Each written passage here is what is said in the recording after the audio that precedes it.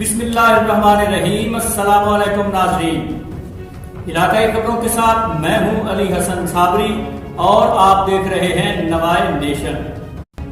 خبر شامل کرتے ہیں تاندریاوالا کے تھانہ کور سے، جہاں سی پی او فیصل آباد کی ہدایت پر ایس ایچ او تھانہ کور ارشد رندھاوا نے تھانہ کور کے مختلف علاقہ جات میں کھلی کچہری کا انعقاد کیا۔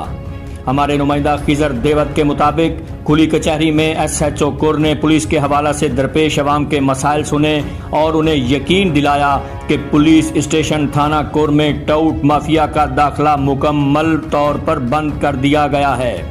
سائلین اپنے مسائل کے حل کے لیے بلا خوف و خطر تشریف لائیں، میری خدمات 24 گھنٹے ان کے لیے حاضر ہوں گی۔